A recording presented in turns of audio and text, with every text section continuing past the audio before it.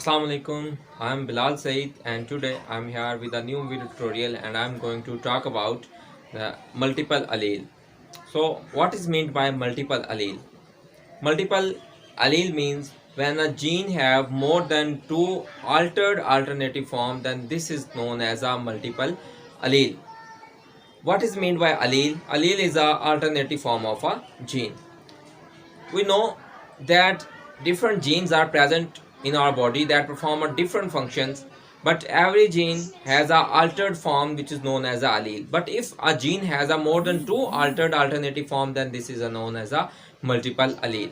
If we talk about a population, then you will come to know that there may be more than 300 alleles in a one population, but it doesn't mean that all these are present in a one organism. If we talk about a diploid organism, then there will be maximum two alleles, and if we talk about haploid organism, then there will be only a one allele.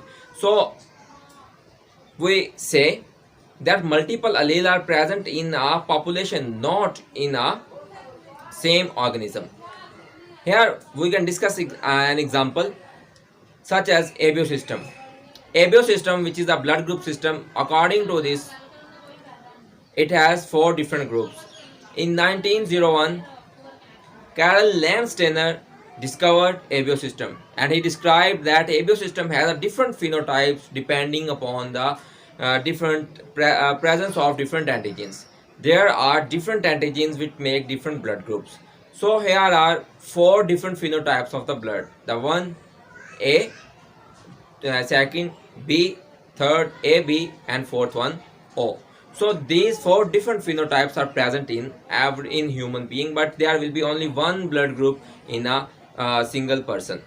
So during the development of the body, so these genes are genes formed in the body and they remain until the death. So during the life of a person, there is no change in the blood groups. अगर हम बात करें कि blood group की, तो जब एक baby की डेवलपमेंट हो रही होती है तो उस वक्त तो जीन्स उनके अंदर बनते हैं और वो एंटीजेंस आ जाती हैं, और जिनकी वजह से जो है वो सारी ज़िंदगी इंसान का एक ही ब्लड ग्रुप रहता है. In 1925, the Bernstein explained the chemical formation of this ABO system, and he explained that how these are present in our different blood groups. So he also explained that the I gene is present on chromosome number 9, which is specific for ABO system. So I gene has three different phenotypes, three different alleles. Number 1, IA, number 2, IB, and number 3, small I. So ये तीन हमारे पास जो अलील हैं वो किसी भी जानदार के वो जो एबियो सिस्टम के अंदर पाए जाते हैं, जिसकी वजह से हम इसको मल्टीपल अलील का नाम देते हैं. And if we talk about in a single organism, then there could only be only two alleles, either IA, ये होमोजाइगस में दो हो सकते हैं, IB होमोजाइगस में हो सकते हैं, या IA और स्मॉल I हो सकते हैं, IA IB दोनों हो सकते हैं, तो कोई भी हो सकते हैं. इसको हम जो है वो आगे फर्दर डिस्कस करेंगे. अगर हम इनमें डोमिनेंस की बात करें, तो जो हमारे पास IA एंड IB हैं वो दोनों को डोमिनेंट है. को डोमिनेंट होने का मतलब होता है कि कोई भी उनमें से जो है वो एक दूसरे पे डोमिनेट नहीं है, कोई दूसरे पर रिसेसिव नहीं होगा. यानी कि अगर दोनों ही एक पॉपुलेशन के अंदर चले जाते हैं तो कोई भी डोमिनेंट या रिसेसिव नहीं होगा, बल्कि दोनों के दोनों अपने आप को नेक्स्ट जनरेशन के अंदर शो करेंगे और दोनों के ट्रेड जो है वो जाहिर हो जाएंगे. ठीक है, तो ये आपस में को डोमिनेंट है. और स्मॉल आई जो है वो रिसेसिव है, यानी कि दोनों डोमिनेंट हैं स्मॉल आई से, और जो स्मॉल आई है वो रिसेसिव है. अब इसमें जो आई ए है, this is specific for production of antigen A, and I B is specific for production of antigen B, and small I do not produce any antigen, so it produce the blood group which is known as a O. So अगर हम बात करें इनकी यानी कि genotypes की, कि हमारे पास जो डिफरेंट ब्लड ग्रुप्स हैं ये चार हैं, A blood group, B blood group, A B and O, इनमें कौन कौन सी फिनोटाइप किस तरह से पाई जाती हैं. तो इनकी अगर हम बात करें तो आप देखेंगे कि हमारे पास जो ब्लड ग्रुप ए है उसके अंदर हम बात करते हैं कि एंटीजन कौन सी होती है, एंटीबॉडी कौन सी होती है, और इनमें जो अलील हैं वो किस तरह से मौजूद हो सकते हैं. अब जोन सी एंटीजन होती है वही ब्लड ग्रुप होता है. सो ए के अंदर ए एंटीजन, बी के अंदर बी एंटीजन, और ए बी के अंदर बोथ होंगी, और ओ के अंदर कोई भी नहीं होगी. Okay, so now come toward antibody. अगर आप ये डायग्राम में भी देखें तो जो एंटीबॉडीज हैं, एंटीबॉडी जौन सी एंटीजन नहीं होती उसके खिलाफ हमारा जो इम्यून सिस्टम है वो एंटीबॉडी बना देता है, ठीक है।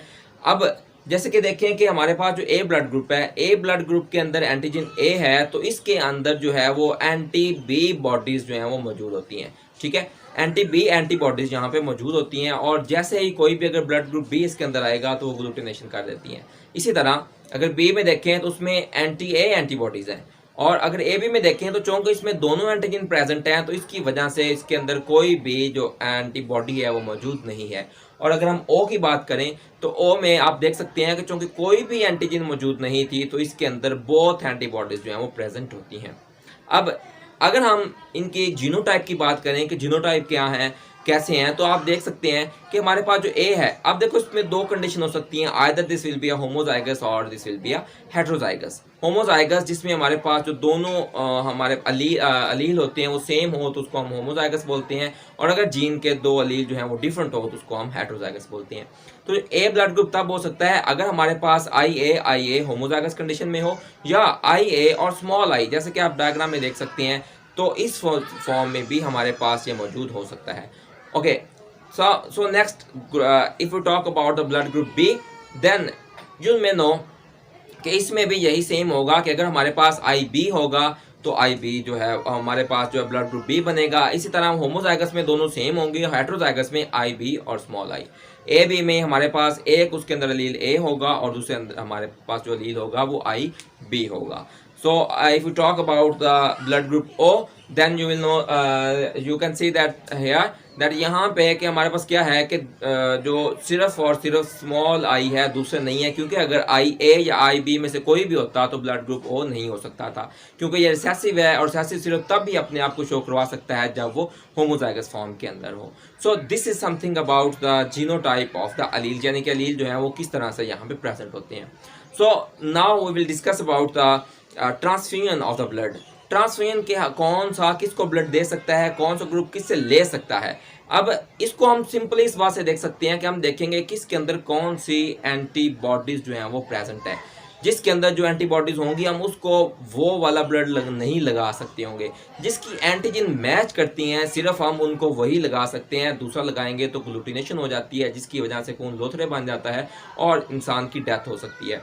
So if you talk about the blood group ए, तो ब्लड ग्रुप ए जो है वो अपने मतलब ए से ले सकता है, उसको ए रख सकता है क्योंकि उसमें सेम एंटीजन्स होती हैं। इसके अलावा वो अगर जो ले सकता है तो ओ से, क्योंकि ओ के अंदर जो है वो कोई भी एंटीजन नहीं होती, ठीक है, तो इसलिए वो उससे भी ले सकता है। इसके अलावा बी, अब हर ब्लड ग्रुप के लिए याद रखें कि हर ब्लड ग्रुप अपने आप को एटलीस्ट जो है वो ब्लड दे सकता है।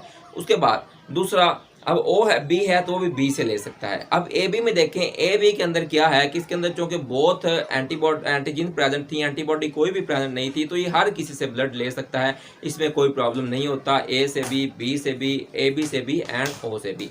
और अगर ओ से देखें ओ को, तो इसमें चूंकि दोनों एंटीबॉडीज मौजूद हैं इसलिए ये किसी से भी ब्लड नहीं ले सकता, अदरवाइज ग्लूटिनेशन हो जाएगी।